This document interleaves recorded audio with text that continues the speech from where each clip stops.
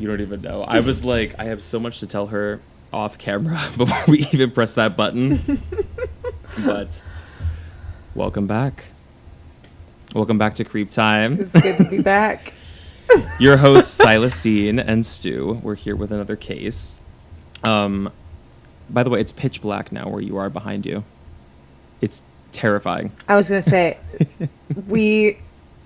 for those just now being able to tune in and listen to us, we've been gabbing in the daylight, the remaining hours, and then now it's fully pitch black as we've decided to record about the actual creepy This looks time like one of those story hostage, that you're these about to tell me. hostage videos that you'd see where like someone's stuck in a room.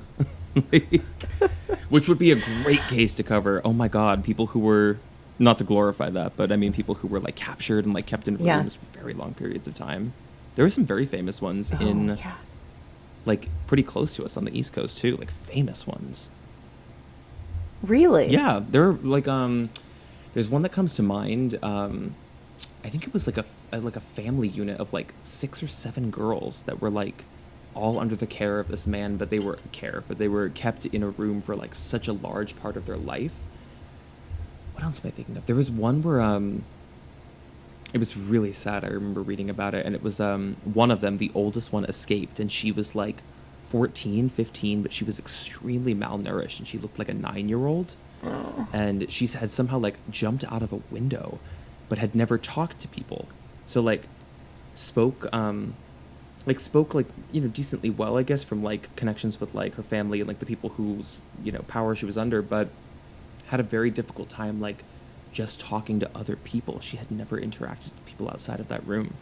Those cases are absolutely insane. Have you ever heard of Blanche Munir? No. This is a really horrifically infamous case from Paris, and it happened, I think, in the late 1800s.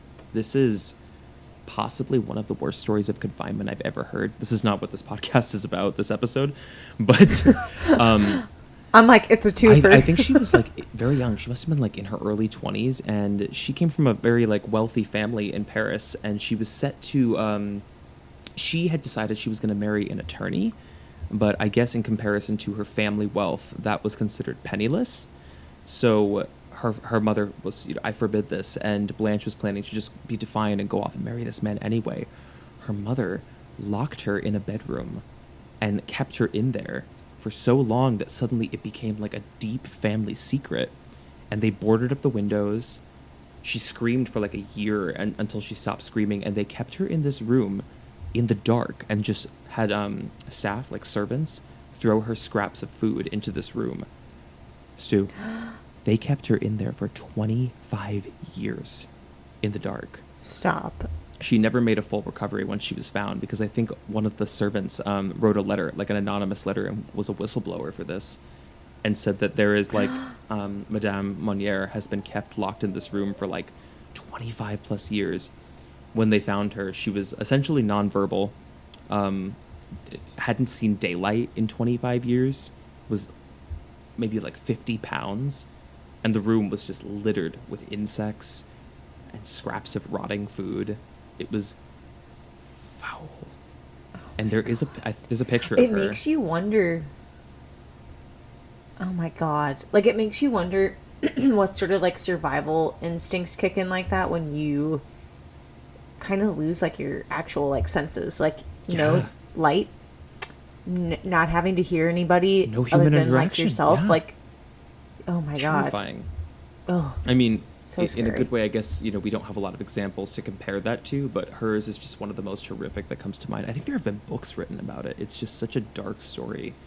And her mother, like when this all came out, like when the secret was finally broke and she was arrested, died of a heart attack from like the public exposure of this, because it had been a secret that their family had kept for decades. It's so horrific. It's such a dark story. And all the neighbors had asked, like, what happened to Blanche, basically? And they've come up with some story that she had been sent away to an asylum at some point, or like she had some kind of psychotic break, so she was sent away to an asylum. So at some point it became impolite for like, neighbors and upper echelons to ask about what happened to Blanche. So people just let the story die, and no one ever inquired further. That's so It's sad. horribly sad. I didn't mean to start us off on such a sour note. I'm sorry. I'm like, damn, bitch. I was gonna talk about Kristen Stewart in Panic Room, but It was very top of mind for me to talk about Blanche because I had just read something about it. So I was like, I have to share this with somebody. oh my god, no, that's so dark. Wow. Also, when you said Blanche, my brain immediately, I was like, I do know that name, and I was like, no, Yeah, that's the Golden Girls. Isn't there a Blanche from like a famous play that I'm sure we've all done in acting school? Tennessee Williams. That sounds like there would be a Blanche. Um, But so this case that I wanted to cover with you, and I'm going to have to reference my notes a lot for this because it is yeah. highly detailed and pretty well known, because I feel like up until this point we've mostly covered cases that were, I don't know, somewhat niche or like very specific to people who listen to true crime a lot. This case is famous because it was technically one of the first like online sleuthery cases of Facebook in like 2005. People think this was actually one of the first Facebook pages or groups that was ever made. The case of Maura Murray. Have you heard of that name at all? I have not heard of that name at all, but it is blowing my mind also, and I know that obviously you know so much about it, but that Facebook has become such a like wiki for true crime. Oh, in a way. I mean, it's there have crazy. been online like sleuths and vigilantes who have actually gotten really close to solving serious crimes, like that Netflix doc, Don't F with Cats. That's all about vigilantes on Facebook who were tracking down this guy, Lucas McNaughta. It's an insane doc. You really should watch it, but it's really tough. It's tough to stomach through. I need to. But the story of Maura Murray, so let me give you just the top line, just to see if it jogs your memory a bit, because I guess it is an older story at this point. She's been missing for almost 20 years. But I'm going to give you the context of what her case is really about. So Maura Murray was a 21-year-old nursing student who was studying at the University of Mass Amherst when on the evening of February 9th, 2004, she unexpectedly left campus in her car and she started to drive through Route 112, which is near New Hampshire. And no one knows why she did this. She told no one. So along this back road in the mountains, she crashes her car on a snowy night. And there are a number of people who see her and witness this and actually stop, even though it's kind of like a rural, dark road. And then she takes off from the crash site. Somehow, she leaves the site. And she was never found again. Very, very eerie. And there are the longer cases like this sit, the more the theories start to like build upon themselves, and just when there are so few answers, the mind just races with like what could have happened. And I think Maura Murray is a good case of that, because so much of it made zero sense, even up to the point of like her, packing her car and driving and leaving campus, that where she actually went is just fascinating to think about. Let me give you a little bit of backstory just about who Maura Murray is, just to give you some context. So Maura was born on May 4th, 1982 in Hanson, Massachusetts, and she is the youngest of 4 children. She has 1 older brother and 2 older sisters. So her parents actually divorced when she was pretty young. I think she was about 6 years old, but despite that, she is this exemplary kid. She's so exceptional for her age. So she attended Whitman-Hanson Regional High School, where she was considered a star athlete on the track team, which I think her father was actually the coach of. I think he coached her on the track team. But aside from athletics, she was actually a very, very smart student. She's like in the top 5 in her class. So she has a lot of opportunity by the time she graduates high school. And she was described as a social kid. She had a large group of friends, really close with her parents or siblings, specifically very close with her father, which is interesting in this case.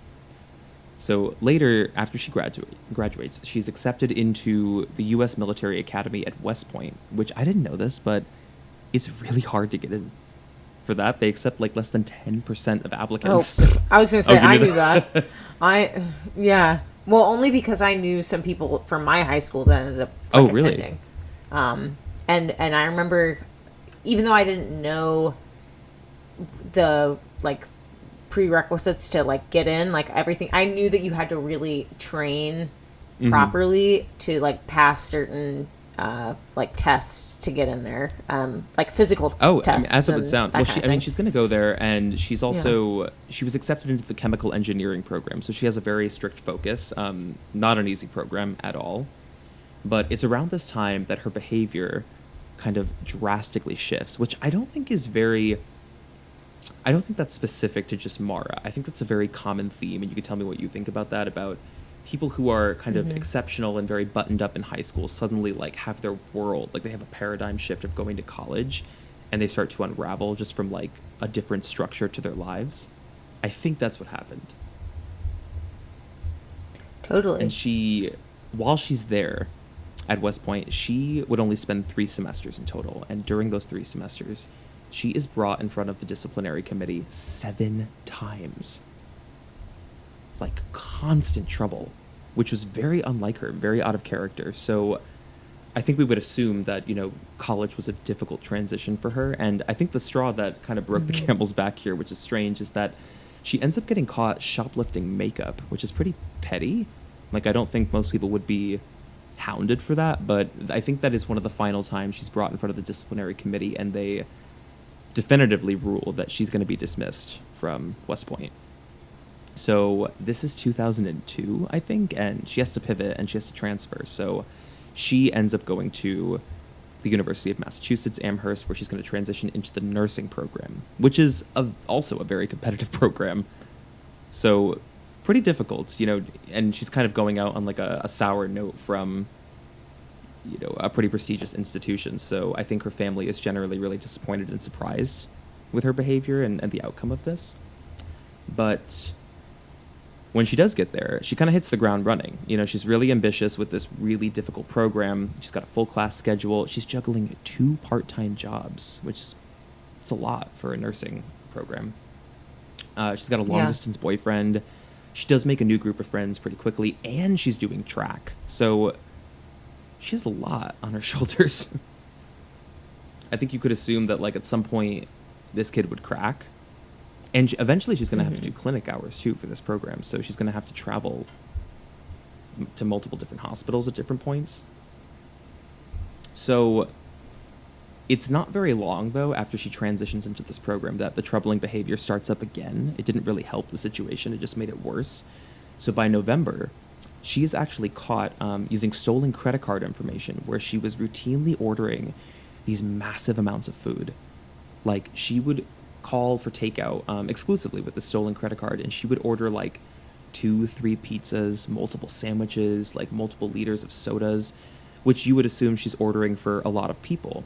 But we have reason to believe that she was just ordering this for herself. So that's another interesting clue in that Mara was maybe losing a lot of control in her life and was starting to like teeter into binge territory where she's having some disordered Yeah. eating. But eventually, the person whose credit card number she stole, which I didn't know this, but I found this in the research, back in like 2003, 2004, on receipts, they used to print your entire credit card number. Now they just print the last 4 digits. Did you know that?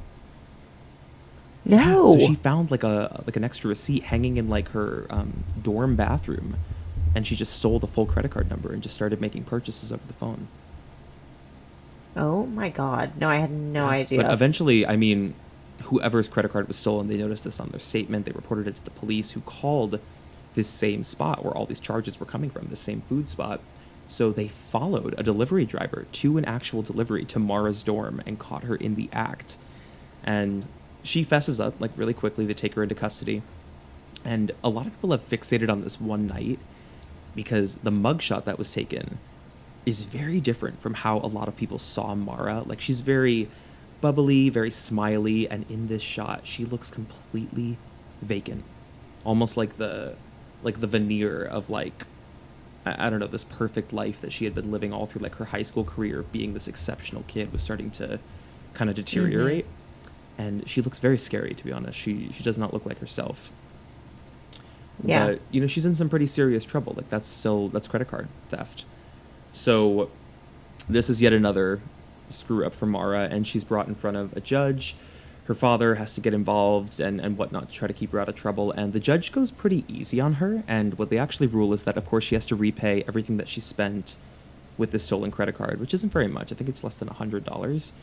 And the judge orders that if she can stay out of, trouble for 3 months and be on good behavior, she'll get off. She won't have any trouble, because otherwise, if she has another screw up, she's going to be hit with credit card fraud and like a felony charge of identity theft. So this is really important context too, just when we're thinking about like the theories and the motives behind why Maura might have disappeared. This 3-month window and task that she's been given is really interesting. So let's jump into what actually leads up to the disappearance, right? Just so we have a bit of a timeline here. So on the evening of February 5th, well, actually, maybe I should ask you, before I jump into this, how do you feel about Maura so far? Well, it's funny because I am one of 4, and I immediately identify with being with, like, I think growing up in a family like that, like, you do well based on like the structure identified for you. And then I also think as like the youngest, you kind of watch the rest of your siblings and you kind of try not to make like the same mistakes. But then like when you get to something like college where all of a sudden you can be on your own, it's like, whoa, I can, like, I don't really know what to do with myself here. It's like very destabilizing. I can do whatever it's destabilizing. Yeah. Are you 100%. The second oldest in your family? I'm the second oldest, but and I don't think listen, he's not Maura. I don't think he would have any problem with me sharing this, but my youngest brother, like, definitely when he got to college, he was like struggling because he was just like, and he was exceptional in everything in high school, and he still is exceptional in everything. Shout out to you, John. Not that you'll ever listen to this, probably. I was like, that's so sweet. He definitely, yeah, but he got to college and kind of had like a moment where he was like, whoa, like, I have to do all this for, like, like the world is my oyster kind of thing. And it's like, oh my God, like, my structure is totally out of whack. And you no longer have those people, like you said, if you're living in a household where you're continuously looking up to siblings who have kind of set the bar, you no longer have, not only the structure of like your home life and high school and everything that comes with it, but you no longer have the example to look to. Like, suddenly you're leading everything. That can be, really, really destabilizing, I'm sure, for a lot of people. And I think specifically in Maura's case, that's probably what we were seeing and why she felt so out of control with her life. I'm sure there were a number of reasons and complexities, but I do think that's interesting. I do find it so interesting that she shifted to nursing too. Yeah, from chemical engineering. Yeah, like, what a like wanting to take care of people. Yeah, well, that's interesting too. Well, there are some theories here, because when you say that, I immediately tie it back to like her relationship with the long distance boyfriend, which would come out a lot later, that was kind of toxic and abusive. And I almost wonder if like the need to care or like have that kind of control to care over somebody comes from this feeling of like, so much of my life is out of control. I'm destabilized in college. I don't have my older siblings to look to, who we would later find out are also going through periods in their lives where they're very unstable. And in addition to that, she has this controlling boyfriend. So much of her life just felt like out of her hands, I think, that it almost felt like she had no choice but to act out in small sort of defiant ways to ground in her own rebellion. But the behavior suddenly shifts from something that's maybe we would categorize as retaliation to nonsensical pretty quickly, or irrational. So get into this. So on the evening of February 5th, this is just about 4 days before Maura actually goes missing, she's working one of her on-campus jobs, which is a security guard, I think, at an art gallery. She takes a couple of phone calls and completely breaks down, sobbing at her job. And her coworkers are trying to calm her down. They're trying to get her to relax and talk a little bit. And suddenly she just shifts and like goes completely vacant, doesn't cry, just looks straight forward, almost like she's catatonic. She's not responding to anybody. And they're trying to get her to talk, and they're like, Maura, like, what's wrong? And she just keeps saying, my sister, my sister. So we would later find out, years and years later, the contents of one of those calls, which was with her sister. Her sister had just left rehab for a substance issue with drinking and I think pills. The second her sister left rehab, her fiance picked her up and drove her straight to a liquor store, and she relapsed the same day. So she had called Maura, I think on her cell phone, and was just confiding in her that I relapsed and I feel like lost. I just came out of rehab. And it's a really, sad and destructive moment. And I'm sure that would have been very triggering and sad for Maura. But I'm actually a little more interested in the second call that she got, which we don't have a lot of context for. She received another call from a campus phone, and we don't know who it was, and we don't know what they said. And this is something really interesting to pay attention to when we get into some of the theories about like why that call may have been more severe for Maura. But essentially at this present time, like obviously her coworkers don't know the full extent of what happened with her sister and like what's going on, so they just comfort her. And her supervisor is like, you're just overworked, you're tired, we're gonna call it a night, like I'm gonna walk you home, and brings her back to her dorm, right? And the whole time she's still just insisting, like, my sister, just devastated over her relapse. So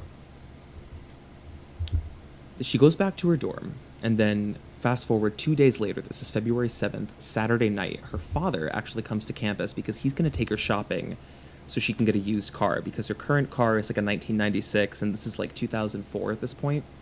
And it's just not going to be reliable for her. It has a lot of issues, and she's going to have to do clinic hours soon for the nursing program. So he's up at campus staying in a hotel, and she's going to go to a party that night with a couple of friends. He actually takes them to a liquor store to get booze for the party.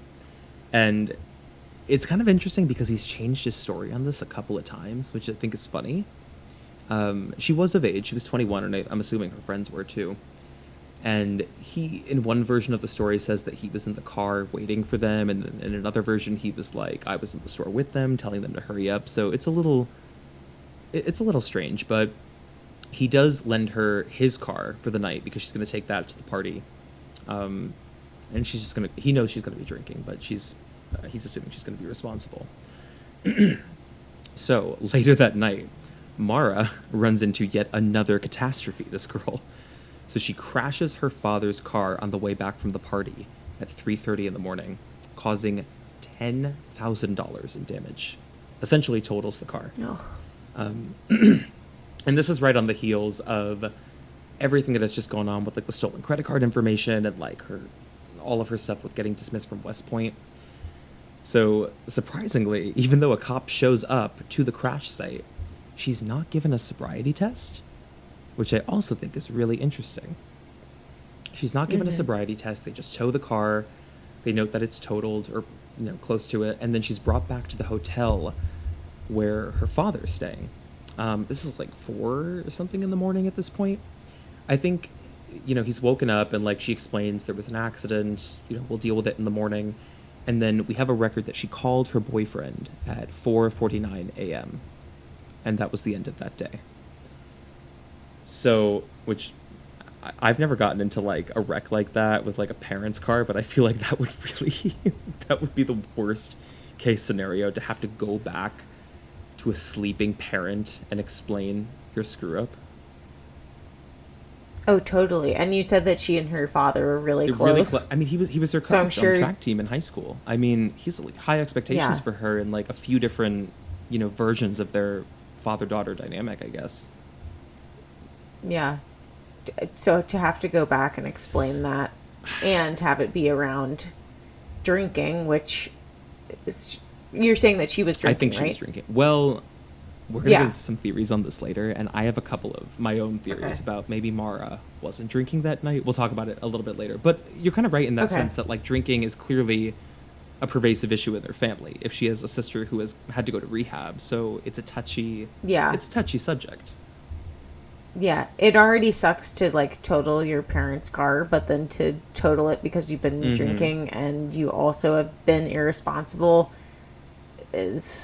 this feels like it could be the, like, nail in the coffin almost for the next thing that's about to come. If your mind is already, like, at the tipping point, I'm sure this could just, like, you could really become insulated in your own head about like, I just can't stop Yeah.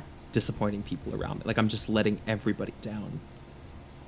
Yeah. So the next day, her dad wakes up and they start to talk things through in the morning, and I'm assuming he's furious, and this is just compounded like screw up after screw up. But he does eventually assure her once he calls his insurance that it's going to be taken care of, it's going to be fine, but he's going to have to talk with her like one-on-one Monday. I guess because they have to go through like the accident report, and she did crash the car even though it's under his name, so she's going to have to be the one to fill out paperwork for insurance and just go through all the procedures, right? So he drops her back off at her dorm, and then he's going to drive back to Connecticut. And this is the last time that he sees his daughter. So now I want to talk to you about the prep she does for the actual disappearance. So very late Sunday night. So I meant, again, timeline-wise, she crashed on Saturday. Sunday night, and it's so late, it's after midnight into like Monday, I guess, technically. They found later on Maura's computer, this is the 9th of February, she did a MapQuest search to check for a route for directions to Burlington, Vermont. And nobody knows why. It's just very completely plucked. She also sends an email to her boyfriend after 1 a.m. Again, 2004, you email your boyfriend.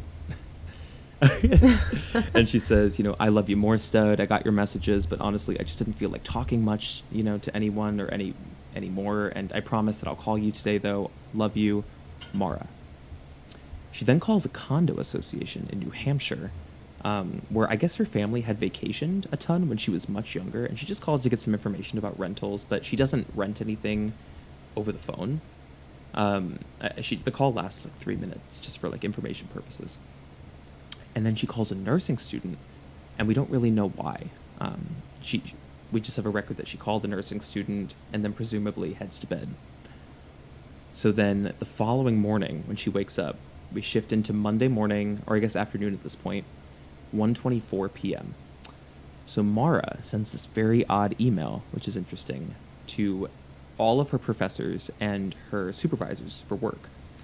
And she says that she's going to be gone for a full week because there was a death in her family, even though no one in her family had died. And I think a lot of people have kind of read very deep into this, deeper than it probably is, and they're like, she was signaling, or like there's something cryptic there. I think it was just a foolproof excuse of just to get people off your back and just disappear for a week, kind of, if you want to get away.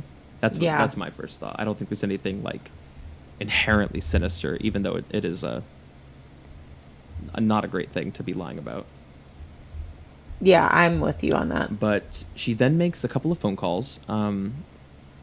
One is to an automated hotel line in Vermont, and then she leaves a voicemail to her boyfriend, and then she heads out to pack her car.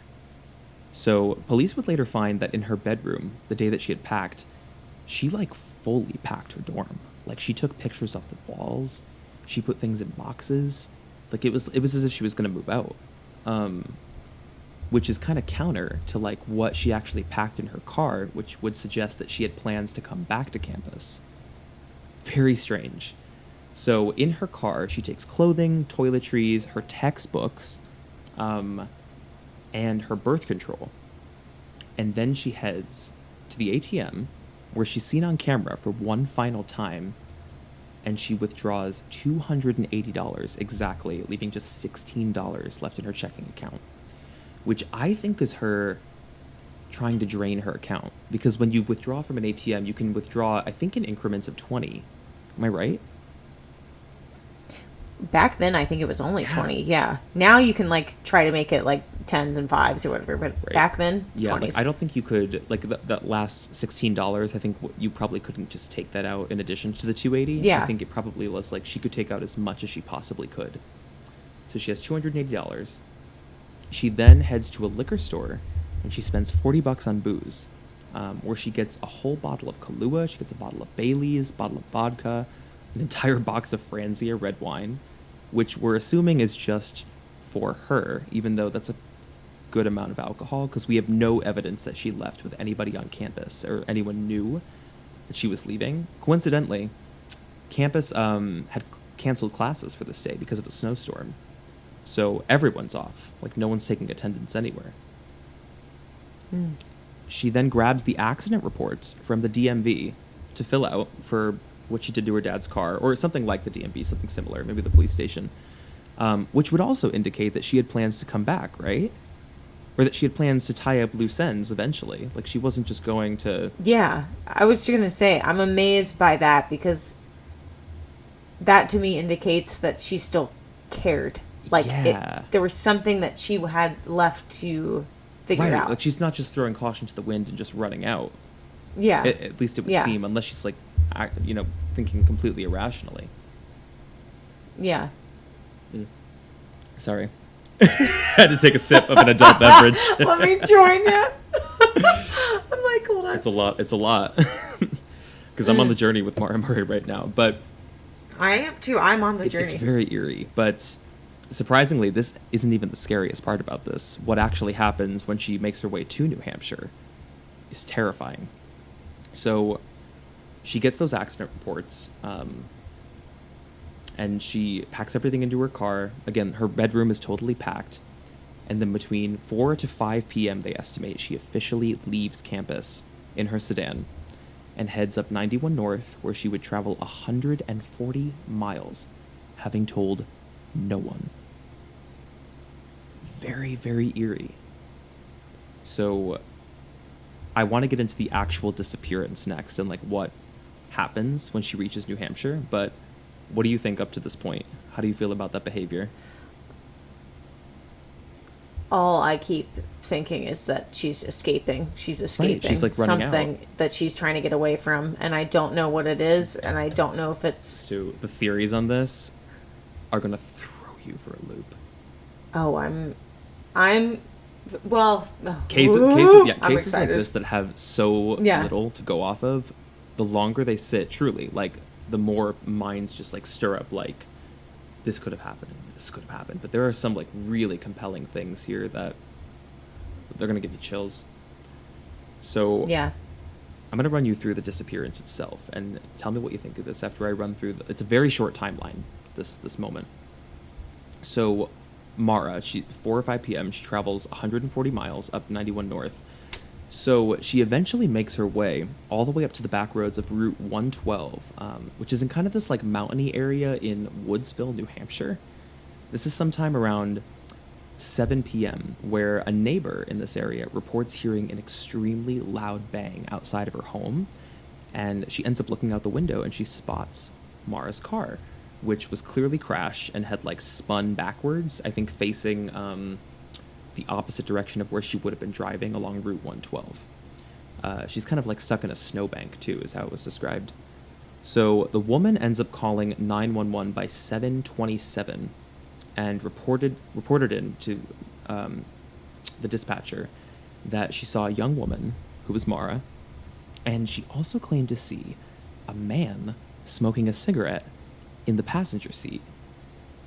That's really interesting, because up until this point, I mean, everything that we've known about Maura from this day leading up to, these travels only included her. Even when she takes out money at the ATM, it's only her. Although she did buy a good amount of alcohol, which we would assume maybe wouldn't just be for her. So this is kind of an eerie kink in the mystery, this first, like, witness report of the man smoking the cigarette in the passenger seat. And some people have said it's possible that what she actually saw was Maura talking on her cell phone in the car, because older cell phones like this in 2004, they actually have, like, a red light that lights up when you talk on them or you're trying to call somebody. And people think that's what she saw in the passenger seat, and she thought that was, like, a person sitting there trying to, like, smoking a cigarette. But it was actually Maura's cell phone. Again, I think this woman later concedes to that, and she was like, yeah, maybe that was what I saw. She's, like, not quite sure, because it was dark and it was at a distance. But still, keep this in mind for some of the theories about this additional passenger, right?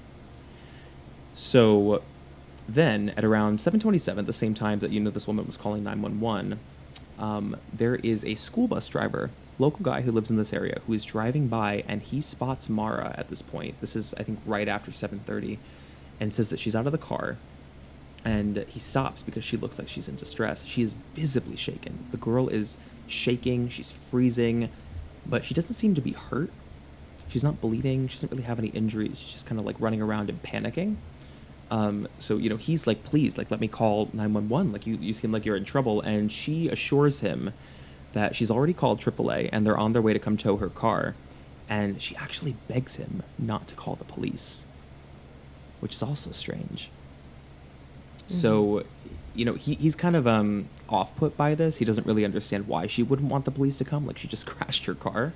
But again, she is pleading with this guy, the school bus driver, you know, insisting, I just called AAA.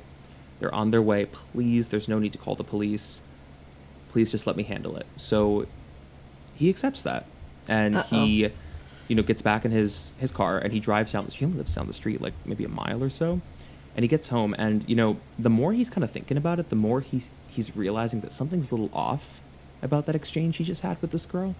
So he decides to call 911 anyway and report what just happened. So then police eventually do arrive at exactly 7:46. So let's put this in context timing-wise of when the school bus driver saw her and then when police arrive. So this would only be about 10, maybe 15 minutes after that last exchange that police arrive. Maura is gone. Completely vanished in the middle of these woods in the mountain. So they observe the car, and the second they approach the car, they know that something's a little off about this. Like, they're inspecting, and the car had struck a tree on the driver's side, so the windshield was pretty badly cracked. Both airbags had deployed, and tell me if you know about this, because I don't. Do both airbags usually deploy, even if there's someone not sitting in the passenger seat? No, because normally it's That's by what weight. I thought, right? So I haven't read Yeah. anything about that, Yeah. though, so I was like, oh, maybe this just isn't a thing. But I thought for both airbags to go off, you have to have weight in both driver and passenger. yeah, you should. Eerie. Eerie. So, Unless she had the booze in the passenger seat for some reason. maybe, yeah. Well, damn, girl, you are going off. You. I was like, between that and then there's a bug that keeps getting attracted to the light I have here, and I'm like, It's like you really are like, this is Blair Witch Project right here. This is, yeah, right now. I'm loving it. Keep going. So let's see. So they approach the car, and you know they're inspecting some of the immediate evidence of the accident. The car is also locked, which is interesting. Inside, they would find makeup. They see CDs, driving directions that are printed out, an entire box of Franzia, which is all over the place, like all over the roof of the like the everywhere. I think it's split open, either that or it was opened. They do find evidence that she was drinking. She has like an empty beer bottle, I think, in the cup holder. And Maura's favorite childhood stuffed animal is in the car. So what Maura had taken with her, they realized were her credit cards, her debit cards, and her cell phone. None of which have ever showed any record of being used since this night. And and here's one of the more chilling parts. No footprints. We're right back at Dylan Parker. Oh my god. Because they're looking around, they're like, okay, well, there's nowhere she could have gone. Like, it's a dark, snowy back road. Like, she either walked up the street or she walked into the woods. No footprints anywhere. So the car was towed, and eventually, I think her family is notified either that night or the following morning that there's been an accident and Maura is missing. And here's what's strange too. So they can't immediately find her in this surrounding area, but later that night, I think 3 months later, a witness comes forward and says that sometime between 8 to 8:30, they were driving through Route 112, maybe about like 4 or 5 miles up the street, like from where Maura's car had crashed. And whoever this witness was, they witnessed a young person who was walking on the side of the road wearing a dark jacket, a light hood, and jeans, who was walking abnormally fast, like unusually quick, through the snow. So here's what's kind of course, it was never confirmed, like fully confirmed, if this was Maura. But if we're running off this idea that it was Maura, and people think it was because if you match that witness description to what she was wearing in the ATM surveillance video, it's pretty close. Like dark jacket, light hood, jeans. 5 miles distance-wise, timing-wise, to go from like when she would have disappeared, which would have been what, 7:30 or a little after, between when they spotted her at around 8 p.m. Do you know how fast you'd have to be walking through the snow to reach that? Oh my god. That's creepy. Also, how would you... Oh my god. No footprints in the snow? Don't ask me. Like, any of these cases where they're like, the footprints were missing, I'm like, no, what the hell is that about? Come How? on. But still, to me, I think that last potential sighting of Maura is especially chilling, because there's no telling of where she thought she was going, what her plan was, if that was her, or how the hell she got so far so fast. You know?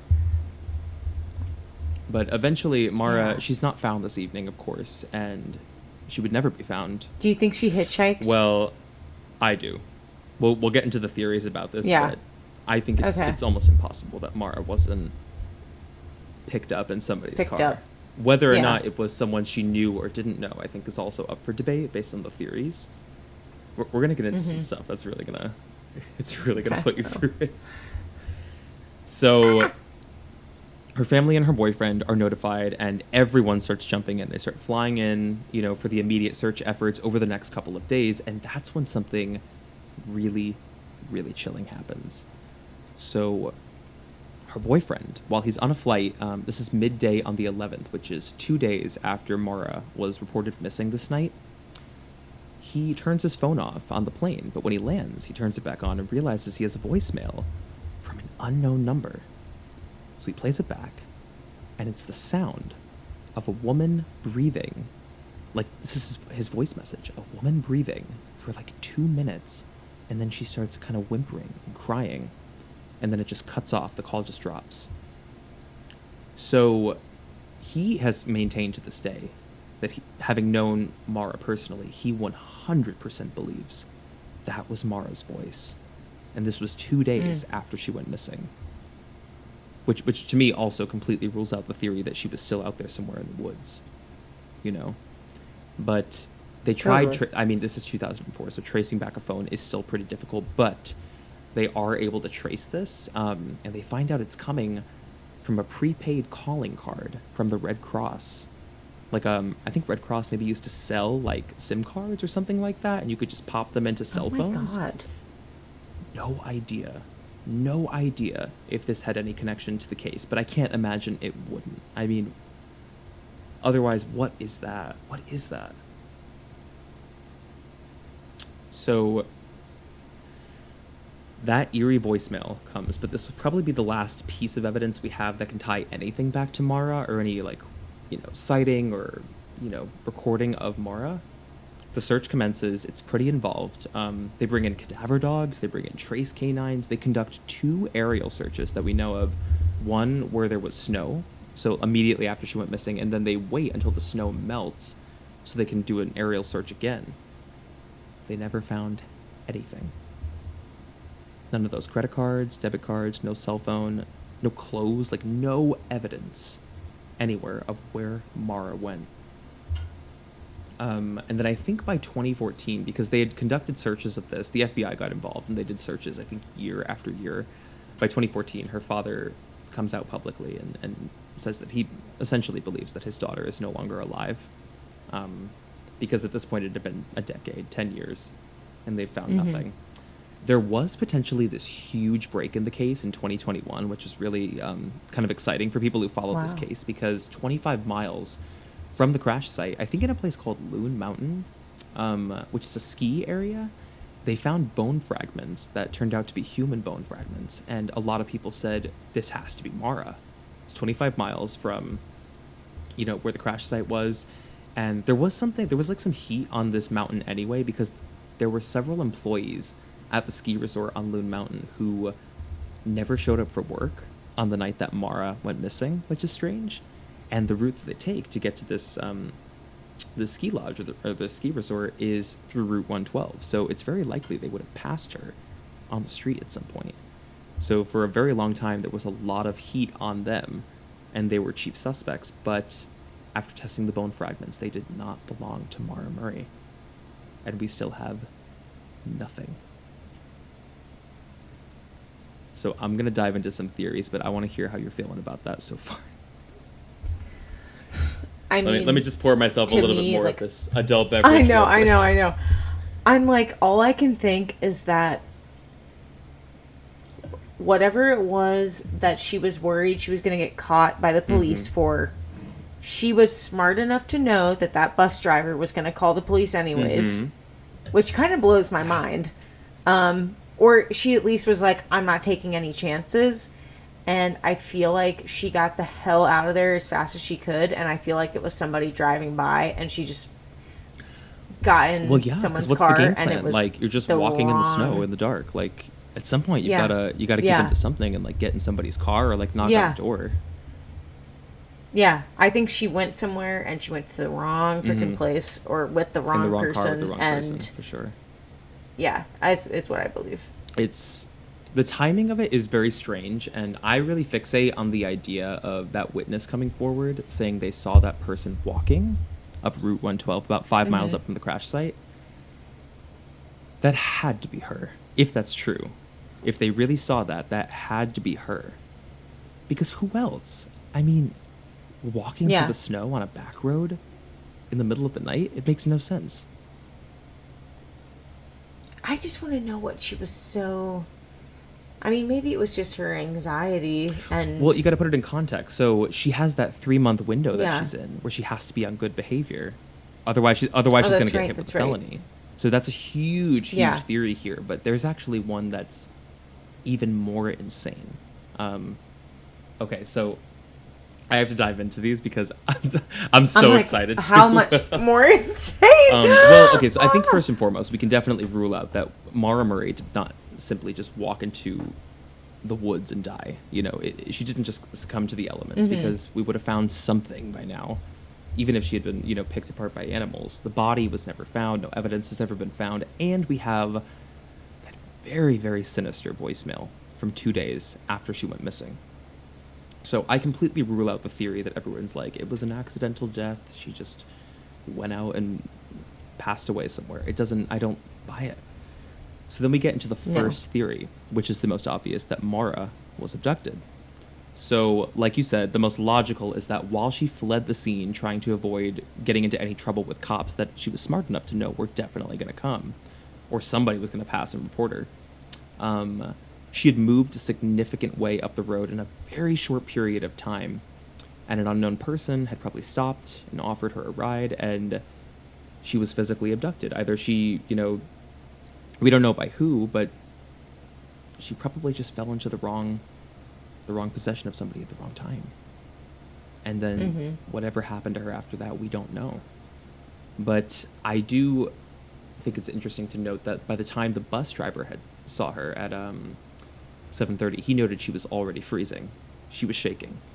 So to think a half hour later, she's like trekking 5 miles up the road, you would get into anybody's car. You know what I mean? You're not thinking. Yeah. You're not thinking clearly. So there have been a lot of people over the years who have come under suspicion, but there has never been any evidence that can prove that anyone was tied to Maura Murray's disappearance or even knew who she was. But then we get into this other theory that a lot of people die on. They die on this hill. The theory of the tandem car. So some theorized that Maura was actually traveling with an unknown person, right? The passenger smoking the cigarette. So they believe that this person was following Maura in their own car behind her.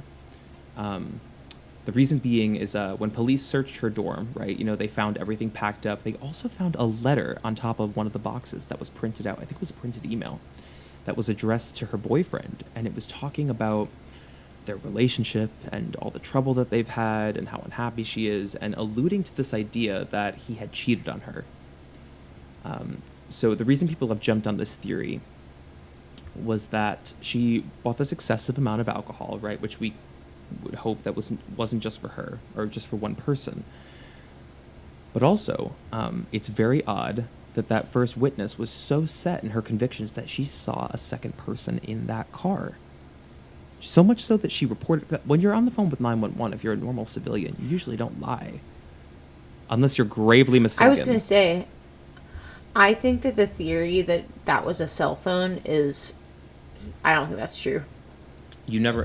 That seems so far-fetched to me. Well, I can get behind either scenario. I think especially if you're like from a rural, like mountainy area and you're not used to seeing something so shocking. Like maybe this woman also waited 27 minutes to get on the phone with police. So that's true. Maybe she was just quite flustered. I have actually, what's shocking about this is I feel like I was almost in this woman's shoes for a second, because I had a New Year's Eve. We used to live in college in like a woodsy area, basically just like this place. Snowy, dark, no lights.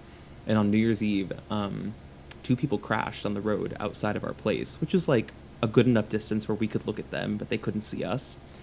And we were debating on whether to call 911. It's actually strange that I'm telling this now. I'm just realizing how close this actually is to this scenario.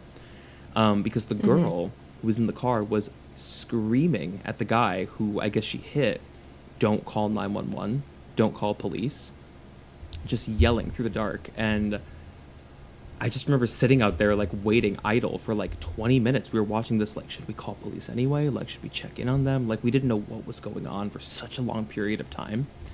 But from that distance, I don't know what I was looking at. Like, I saw 2 people outside of the car, but there could have been people in the passenger seats. There could have been people in the back seats. I think what she did was I think she was drunk. It was New Year's Eve, so I think she was drunk and she like collided with him, and he was really like trying to do the right thing, call 911, call insurance. And she was like, please, like I'll pay you out of pocket. I don't know what she was doing everything she could to get him to not call 911. But the tandem car theory is still interesting because we have that 911 call. We have all this booze that she bought. We have the letter to her boyfriend indicating there were problems in the relationship. But we also have this strange time frame of how quickly she disappeared. You know, that like 10-minute window where suddenly she's completely gone from the scene and there are no footprints. So if there was another car that had followed her and saw that she crashed and was with her, like another person she was traveling with, maybe at some point she just jumped in that car. So when she crashed the car, she was in snow? It said that she had hit a snowbank, or she had hit a tree and then a snowbank, and the car had like basically hydroplaned. It spun out, so it was facing the opposite direction. Okay. And some of the witnesses have noted like there were other cars that had passed at this time, other cars that stopped to see if they had to help. So maybe in like, I don't know, a bunch of cars that were stopping and like pulling over or like checking to see if she was okay. Maybe some people like misread, like maybe one of those cars was one that followed her, you know, this unknown guy. Call me absolutely crazy, I will. but if she's this nervous about the police coming and not wanting to get caught, if she were really smart and she was like, I'm gonna get out of the snowbank and get on the street and start running somewhere, she would have like literally taken the snow and covered her tracks. Yeah.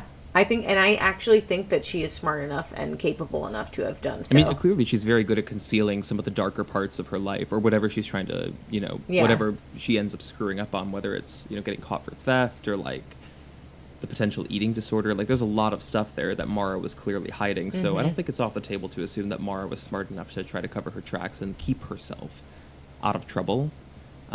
She may have also been drinking and driving. I mean, she had that open container and the Franzia. So, like I said, it just takes one DUI and suddenly she's back to square one where like she has a felony on her record. She has a lot of incentive to like go to great lengths to make sure she doesn't run into the cops that night. Right. The tandem theory, I think, is also interesting because we keep, like, the question is, like, who was the guy? And there's actually a lot of evidence to suggest that Maura was seeing somebody. So there were rumors, she was on the track team in college, and there were rumors that she was sleeping with her assistant track coach. rumors that she was sleeping with a lot of guys on the track team, and she may have had a relationship with one. So it's not off the table that she was maybe traveling to escape with a boyfriend or love interest. I think the why is a little more interesting, and that's going to take us into the next theory, which is kind of it builds off of this. It's a mix of a bunch of different theories, which is the theory that Maura needed to disappear. She had to get away. So why? So let me take you back to the night of February 5th, I believe. This is I think this is the night when she's working her campus security job, right? So on this night on campus at UMass, a student named Patrice Vassie was hit by a car on campus and goes into a coma. And they never found out who did this to Patrice. So we know this happened at around 12, maybe like 1 in the morning, which is right around the time that Maura got 2 phone calls, one from her sister and one from a campus phone. Interesting part about that story, remember, Maura was walked home that night to her dorm. She did not have her car with her to this on-campus job. So she's sobbing uncontrollably, which of course we can attribute to like her sister relapsing, but it's also possible she got even darker news on that campus call that came into her phone, something that we don't know the contents of, which is really strange. So she didn't have her car with her on that night, so it's theorized that she had actually lent her car to someone, and they struck this student in her car, assuming that they had killed him because it was a hit and run. So they hit this student, and they didn't know that he was in a coma. They just thought they killed this kid. And then told Maura in secret over the phone and explained that they did this in her car, which is registered to her dad, Fred. I mean, talk about like a fragile mind that's on the brink of just cracking. This could really be like the actual last straw. And she has to keep this inside. She can't tell anybody because this person's confiding in her. So, you know, what's interesting about that story is that this happened on the 5th, and then 2 days later, Maura crashes her dad, the car, I think. I believe that her dad had lent her. I think it was the same car. So it's strange to me that she wasn't given a sobriety test that night. And it almost makes me think that maybe she tried to crash that car intentionally to cover up the damage so that it wouldn't be linked back to this hit and run. Do you know what I mean? Yeah, totally. And what's also strange is that on the night of the party, so this is Saturday night, the night that she crashes the car, she apparently told her friends at the party something that they have never told police. And they have kept this private, and she confided in them, and they've only told this information to the family. And they did so like years later. But I think that's strange too, that Maura had this secret that she told her friends, and eventually after she went missing and all of this went down, they told the family. But we've never come to know what that was. So if we put this in context, Maura had these rumors going around that she was seeing this guy. Maybe she lent out the car to this guy, hit somebody. It's just, and she's still in this window at this point where she has to be on good behavior for 3 months. So then suddenly she has this massive secret. She's now conspiring to cover up a hit and run. She tries to intentionally damage a car to try to erase some of the evidence, but also knows that eventually this is going to come back to bite her. Like, police are going to crack down on this case, and they're going to start questioning people. So she's got to get out of town. As does this guy who probably hit this kid. So this plays into the Tandem Car Theory, that they both devised a plan. They were going to pack everything up, and they were just going to get physically away from campus for a week so that if police came knocking, they were nowhere, right?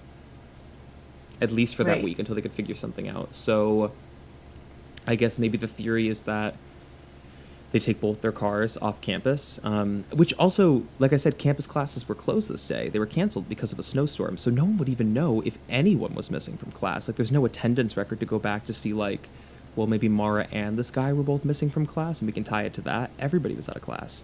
So they drive all the way up to this place that Maura was scoping out, I guess, somewhere in New Hampshire or Vermont, wherever they were going. She crashes her car because she's drunk and she's stressed. And then she ends up getting in his car to drive away from the scene. And then at some point, he gets terrified because she is the only person who he knows this secret that he potentially killed this kid in a hit and run. And he does something drastic and takes her out, does whatever with the body, and then just heads right back to campus, and no one even knows that he left. No one knows. To me, that's a really viable theory. It's very convoluted. Say, I'm leaning towards this one. Yeah. It's very specific, highly detailed. It's convoluted. It's highly detailed, very specific, convoluted, and yet it works. It completely works. It explains so much of the absence of footprints, the immediate departure from the crime scene, the motive of why she would want to get away so quickly.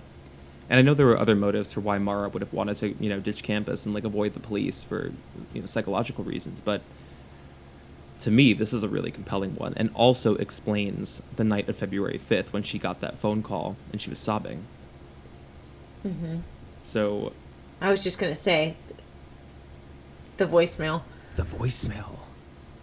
The voicemail is dark. That's really... Oh, God. Poor thing. She was putting all of her energy into all of the wrong things, and yet she knew that, I think she was smart enough to know that had she just said her truth and said she needed help, she probably would have been fine, but she just couldn't see the light. She just went so far down in the mix path. of just all of the stress and these compounded she's only 21 at this time. I mean, just compounded stress on top of stress. It's just you can't think clearly, and then at a certain point, especially in learning information about a hit and run, you do become culpable. You become an asset to that crime if you're not fessing up. Yeah. And then at a certain point, she's already conspiring to cover it up because she's making plans and intentionally trying to sabotage evidence. She was digging a hole so deep for herself that there was no way out. So then, I'm sure at a certain point, if she cracks, maybe they're all the way up in New Hampshire, and she's I have to tell. She comes to it, and she's I have to tell somebody. I have to go to police. We have to confess to this. He, whoever he is, goes wild and just kills her. Yeah. She's not going to mess up his life, whatever plans he had, because of this incident. I'm trying to put myself in the mindset of what he was thinking and what he did to her and where she actually went. It's so strange. Oh my God. There is another theory that's kind of similar, I suppose, in that, Maura did need to disappear, but there was no one else involved. I mean, we could just put it as, Maura was stressed and she wanted to get away from campus, get away from all of her problems, and in the process, was going to get a DUI. She was drinking and driving, crashed her car, and she knew if cops came, that's it. She's got a felony. So in her heightened state of stress, she just starts trekking up the road and then eventually gets abducted. Or she had intentions to disappear regardless. And this dips into a strange theory about her father, Fred, which is... I was wondering where the father theory was coming. Yeah, it's in there somewhere. But I think because they had such a close relationship and because people have noted the oddity of why he changed his story a couple of times on the night that his car was crashed, I think people have turned their eyes to him, and the family resents this so much because they hate to think that he had anything to do with Maura going missing. But the father theory comes into play for a couple of different reasons. So, shortly before, that she vanished, he took her to the liquor store. The story changed a couple of times, and then I think just a day before she disappeared, he took out $4,000 from several or someone did from his ATM or under his ATM account. $4,000 over from several different ATMs, and no one really knew why. Investigators were why did that happen? Why did you take out that money? And he claimed he took it out because he was going to use it for a down payment or something, for whatever used car he was going to help her buy. But even after the fact that Maura went missing, that money was never returned to his account, even though they found out later that he was really strapped for money. His house was getting foreclosed on in Connecticut. He hadn't paid taxes. He really needed to have that $4,000 back in his account. But the theory is that Maura got into some trouble, whether it was from the DUI theory or she was just getting into trouble, situation after situation, or he knew about the hit and run and knew she had to get out of town. that he strategized with her to get her up to Canada, cross the border, gave her enough money to do so, just so she could lay low for a while and get out of, get out of the country. But then it ends up becoming an issue because of the car crash, and suddenly it becomes a missing person case, right? Like, in theory, she could have just left campus, gone to Canada, and just laid low for a while if she was in trouble. But because of the car crash and she ditches the scene and whatever happens, or she did get away and that was part of the plan, the story becomes bigger, and suddenly they're all culpable of trying to cover something up.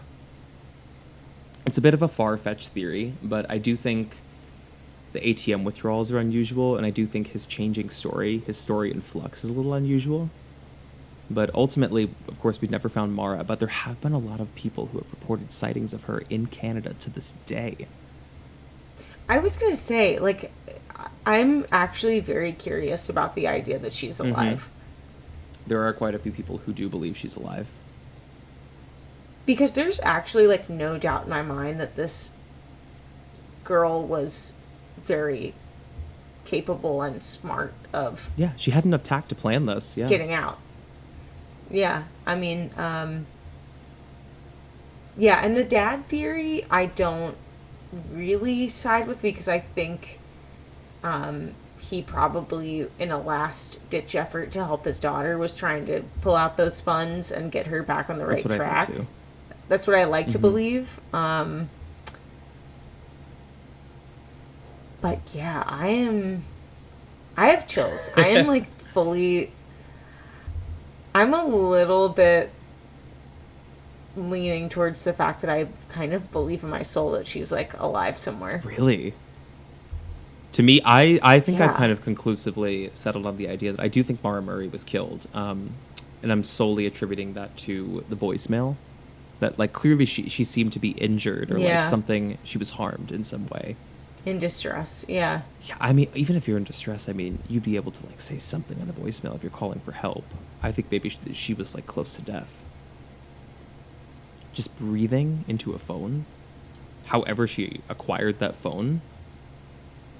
The question is who was it? Was it somebody who picked her up? I mean, that's a very... If it was somebody who just found her on the side of the road, like a stranger, what an opportunistic killer. I mean... That's what, yeah. There's no way you could have anticipated you were going to find some young girl on a back road in the mountains of New Hampshire. See, that's where I get kind of, like, tripped up, is that I just think the timing, I mean, maybe, like...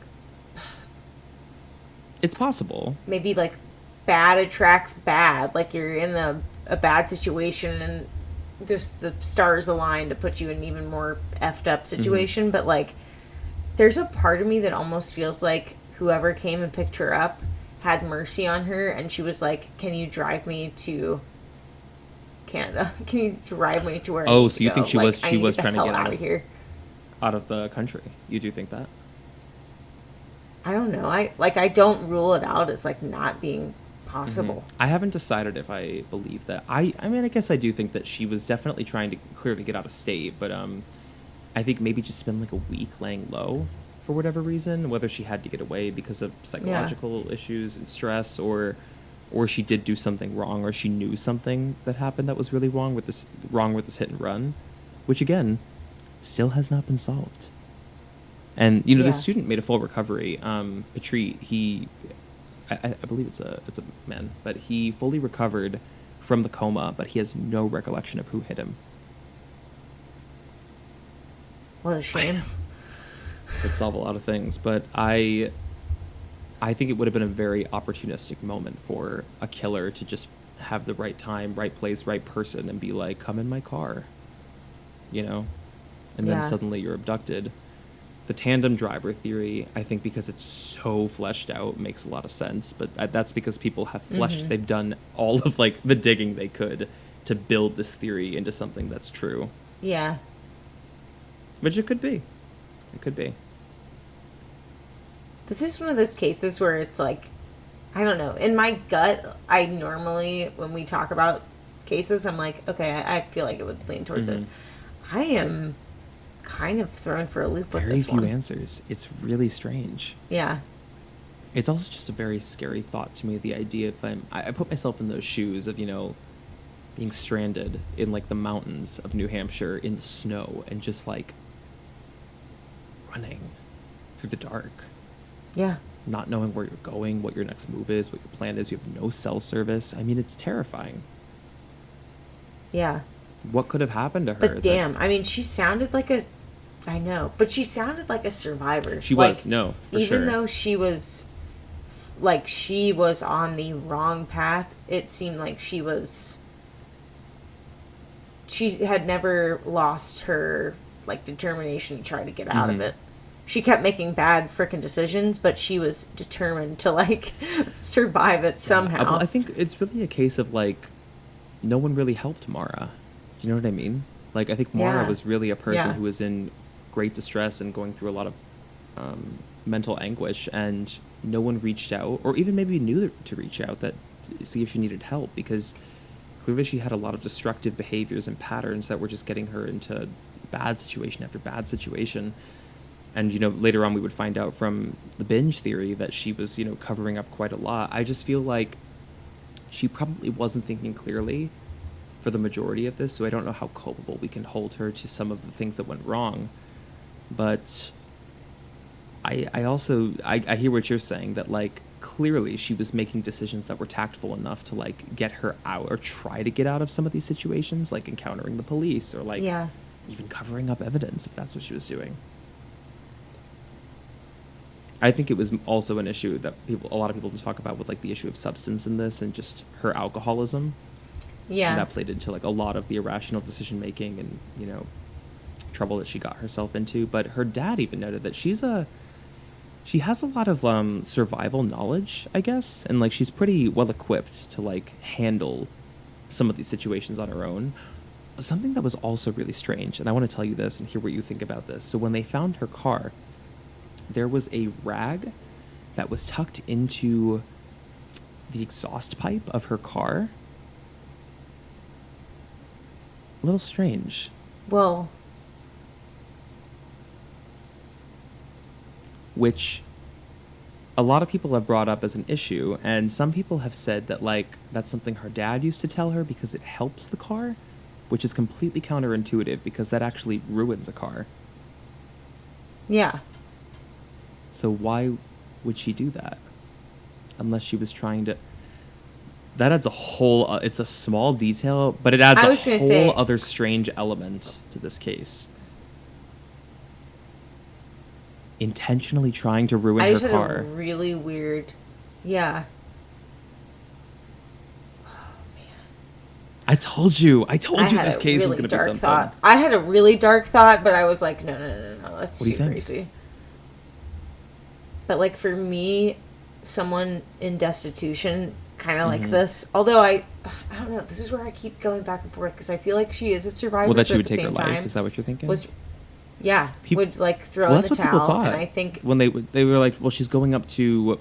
So the chief officer who worked on this said that he believed that her intention was to drive up to wherever she was going in New Hampshire, and she was going to take her life with a combination of pills and alcohol, all of this alcohol she bought. And she was going to binge on all of it and just end all of it. I partially reject that theory solely because she took a lot of things with her, which would make me think that she had intentions to carry on, like the accident reports she was sent to fill out, like her textbooks, her birth control. Also, the birth control, to me, I know people take birth control for quite a few reasons, I mean, that are not related to preventing pregnancy, but not something we can fully rule out as to, maybe evidence that Maura was seeing somebody else.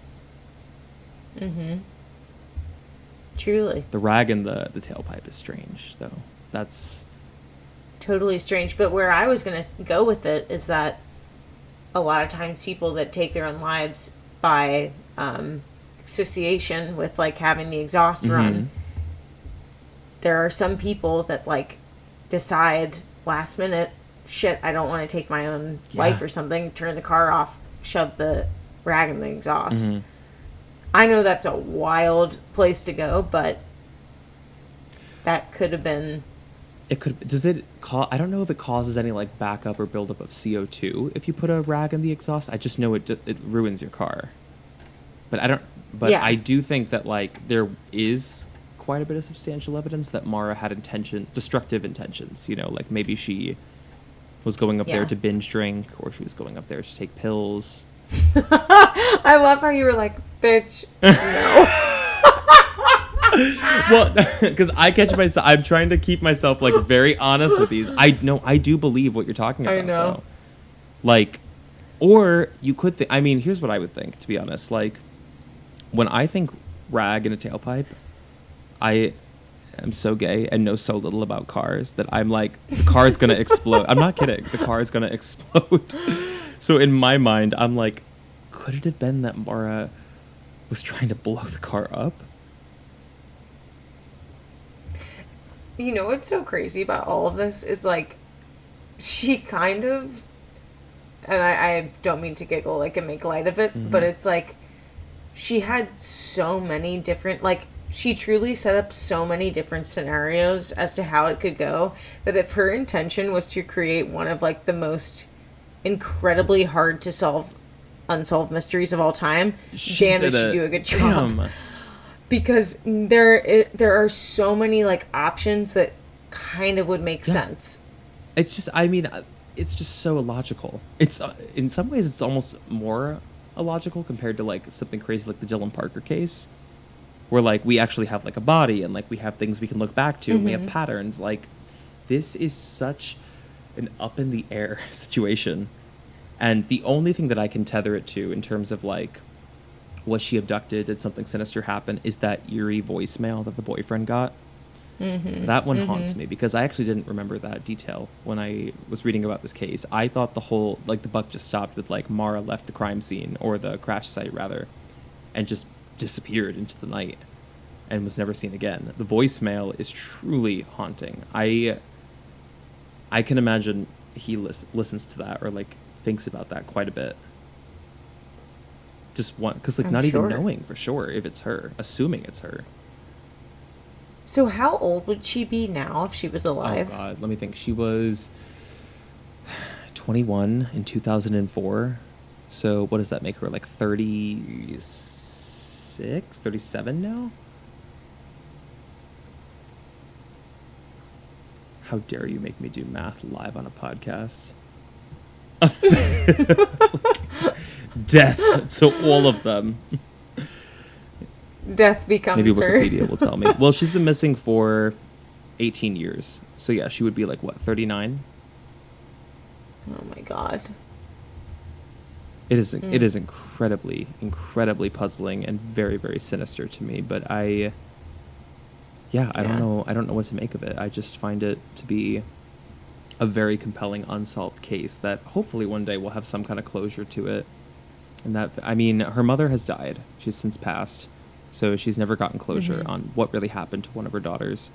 But I believe the rest of her family, they're still pretty active in like investigating this case and looking for answers on like what, they just want to know what happened on that night. Because it just doesn't add up. Yeah. Oh my God. I think I thought about like extending this and talking about like all of the different suspects, but it didn't make much sense to me because there's never been any evidence to like really tie this back to them. I think people are just grasping at straws here because they're like, come on, this doesn't make any sense. Like, I think there was a couple in this area who people really fixated on for a while because very shortly after Maura Murray's death, I think they were acting very strange.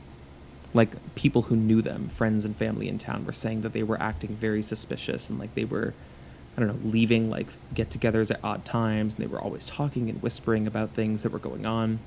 And I think what was strange was that both of them had like, I don't know what it was, conflicting alibis or something that like really tied them, where they're like, oh, they definitely know something, or like they saw something or are involved.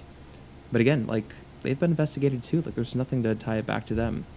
There is another sinister theory that the police were actually involved in this. And that's interesting. City or county? Girl, we're in the mountains of New Hampshire. You know it's county. County's out there covering shit up. This is county police shit. Well, the reason being is because police, again, they logged that they arrived at the car at exactly 7:46 p.m. But there was another witness who passed this site and said at exactly 7:37 p.m. police were already there and were parked head on with Maura's car. And I think Maura was still there, which is a very strange, conflicting report that police saw Maura, even though they said they didn't. What was also eerie was that they immediately reported that Maura was missing, even though the car was registered to Fred Sr., the dad. Mm-hmm. So they've called that into question. They're like, well, how did they immediately know that Maura was driving the car? Which, I mean, to me, I'm like, anyone could figure that out through context clues. I mean, you look in the car, she's registered as like an insured driver. There's makeup in the car. There's a stuffed animal. Like there's like history of her damaging. Exactly. You know. Like I don't think Fred's in there with birth control, but that's me as a sleuth. But I do think that witness testimony is a little strange, that they really stick to that idea that like they passed at 7:37, a full 10 minutes before the police logged that they were there, and said that they already saw police talking to Maura. Yeah. This is such a strange case because I think it's unlike most that you cover where the victim like sort of left the breadcrumbs for us what feels like intentionally. Whereas like in most other unsolved cases, it's like you're trying to find like the victim didn't leave much for you to go off of. Whereas like it feels like she gave us everything except like there's just one thing that we're not seeing. That's how I feel right now. No, people have called that into question too. They're like, it seems like Maura kind of set up all of these like these signals basically, like even down, like I said, even before, like people saying that like they're reading into like, why did she specifically say someone died in her family? Why was that the excuse? Or like taking her textbooks with her and things that would indicate she's coming back, even though she packed up her entire room and took pictures off the walls. She leaves this cryptic note on top of the boxes. Why would she leave a note? For who? On top of the boxes? No one's coming to claim that. It's like she just couldn't make up her mind. Like she couldn't make up if she wanted to continue on and come back, like, and like just escape for a little bit and then like get it together and come back and try to have a normal life again, or if she was just like, F it, I'm just gonna go and escape, and then maybe realize like, what the hell am I doing, and crashed and just, it's crazy. There's a lot that could have happened. We really don't know, because we're not in Maura's mind. We don't know like exactly what she was thinking, how much clarity she had, but that is it. That is the unsolved case of Maura Murray. It has been almost 20 years, and we still don't have an answer. Oh my God. And two hags like us I'm are sitting so out here trying to build out this plot. I'm so curious what your audience thinks, because I feel like they are. I know. So in tuned. I'm so curious. They come up with some wild theories. Creepers who listen to this, they pitch some really great stuff. Honestly, I feel like I covered something recently where like someone gave me a completely different perspective that I hadn't thought about. I think on the Patrice Endress case, actually the last one we did, episode 3, people had a lot to say just about, because again, this is another one that has like a lot of like time-stamped evidence where like we know exactly what happened based on call records, like what was leading up, like play by play, and then all of a sudden nothing. Like everything is a possibility all of a sudden. Which again, we should revisit that case again. We should actually go to Cumming, Georgia. I'm there. We can be canned. We can take a trip. We can pass off as can. We for sure should do a podcast recording in one of these locations. We should actually go to the location like you suggested, where we're talking about the case. 100%. I just think that would uncover it. Could you actually? I'm too scared. I'm too chicken shit for that. Well, you know I'm not, so I'll drag your ass. This case about Maura Murray is so famous. People actually go to the crash site and they take videos there and they talk about it to this day. They like do straight to camera like doc conversations and talking heads at the actual site where the car was found. There's actually a video I watched on YouTube where someone drives. This is really gonna this is really going to throw you. Someone does the exact drive. They have a dash cam that Maura Murray did the night she disappeared. They start from UMass and go all the way to the crash site.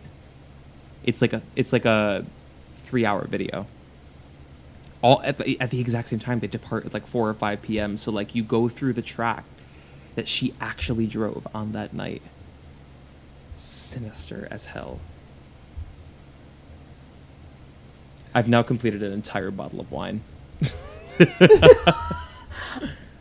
And I can't say that. I was gonna say we're doing this entire episode and we're like, this woman's neuroses, like she's driven to drink, and you and I are just like pounding wine. I know.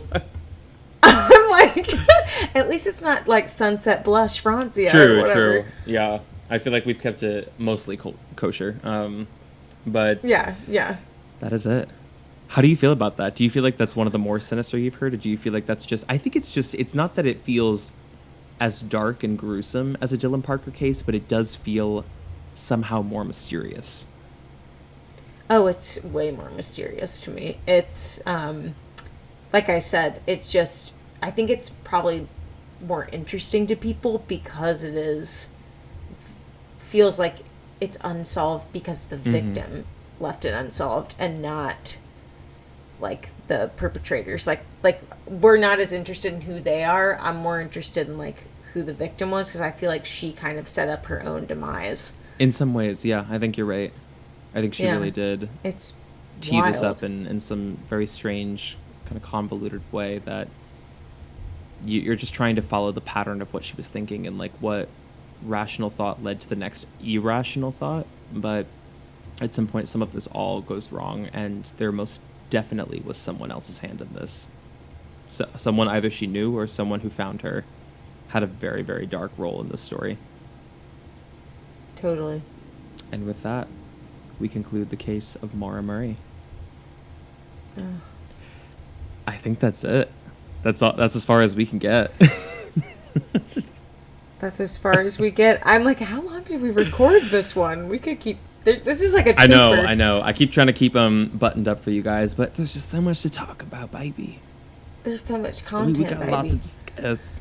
But with that, I guess we will conclude this episode of Creep Time. We will catch you on another one. See you later.